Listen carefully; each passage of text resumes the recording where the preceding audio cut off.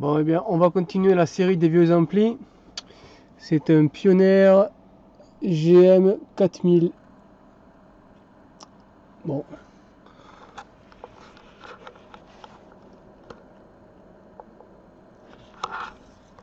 Ce sont des vieux amplis.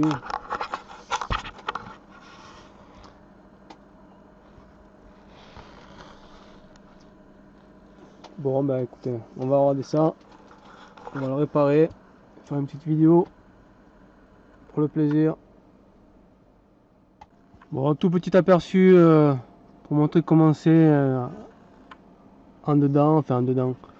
Là, j'ai juste retiré la plaque.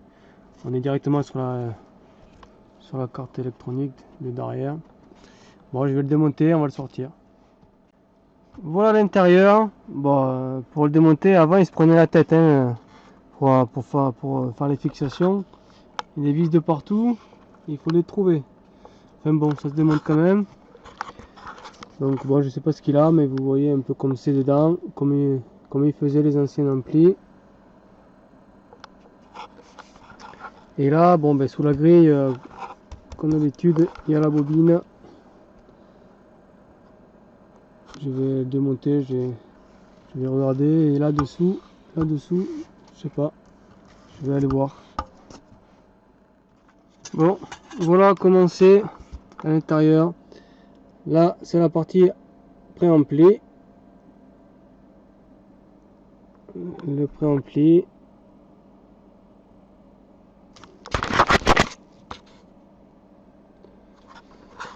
Et là, il y a la partie transformation de courant avec les transformateurs, condensateurs, bobines, tout ça. Bon, avant, il plaignait pas les caches, hein, parce que c'est vraiment du cuivre. Et il est pas fin, hein, il est bien lourd. Il ne faut plus des trucs comme ça maintenant. Bon, ben je sais pas ce qu'il a pour l'instant. J'ai rien vu. Je vais commencer à chercher. Alors revenons sur cet ampli. Je trouve pas la panne. Et je voyais rien du tout. Alors du coup, je me suis lancé et j'ai refait toutes les soudures. J'ai commencé par là, j'ai fait ça, là, ici. Arrivé ici, je suis reparti par là, j'ai commencé là, j'ai fait ça, j'ai fait tout ça. Et là, j'arrive ici, à la fin, bien sûr, une fois que j'ai fait toutes les soudures. C'est toujours comme ça, de toute façon. Je vais essayer de vous montrer. Donc voilà, j'arrive ici, et là, qu'est-ce que je vois? Je vais essayer de vous montrer avec un peu plus de lumière. Là, qu'est-ce que je vois? Que c'est complètement cassé ici. Là, je pousse avec les doigts. Hein.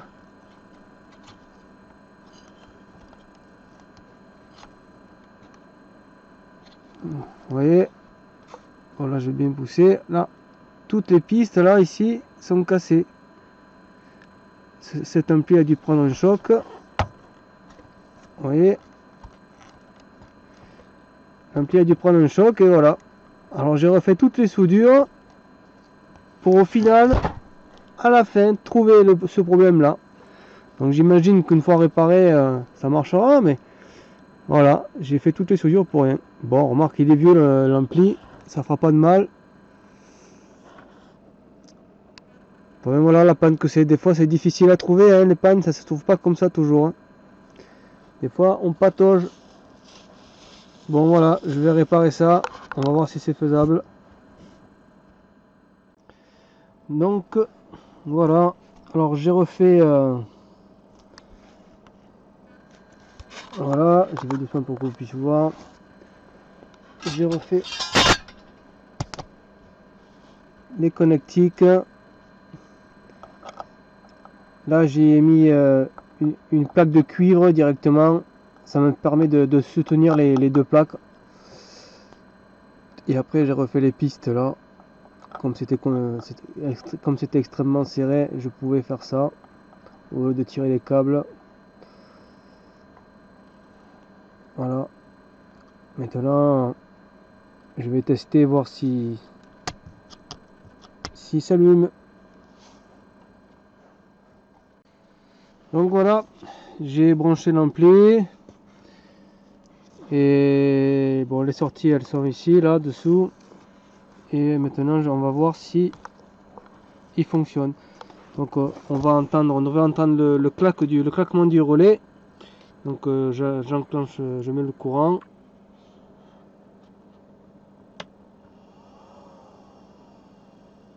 Donc voilà, on a entendu le clac du relais et je mets le.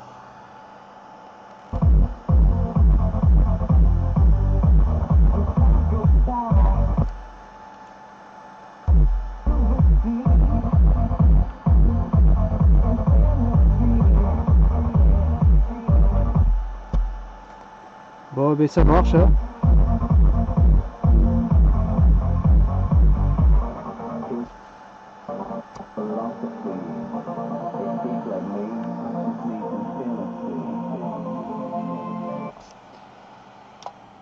Bon voilà, maintenant je vais le remonter et je vais mettre un peu plus de son de manière de voir s'il n'y a pas d'autres problèmes. Mais je pense que ça devrait aller.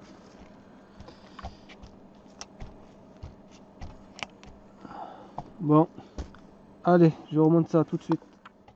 Bon allez, un petit test de cet ampli là, le Pioneer GM4000. Et voilà, donc on va l'enclencher.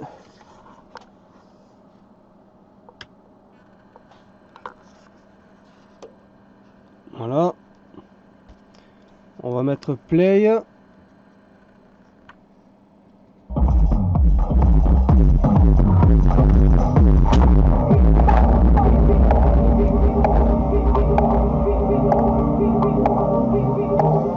Donc voilà, première sortie.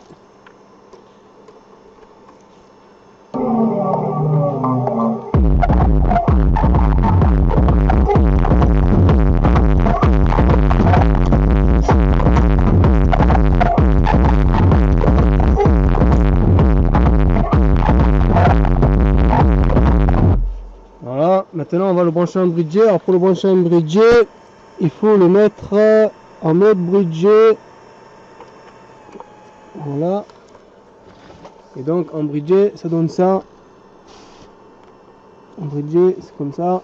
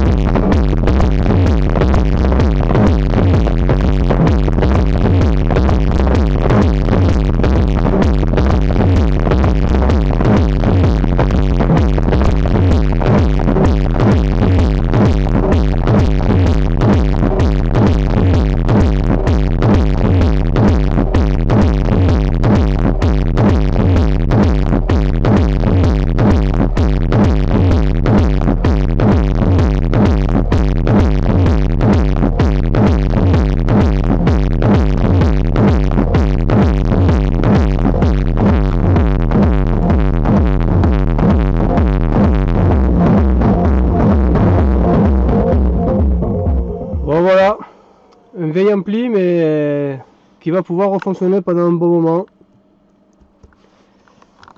qui remarche très bien.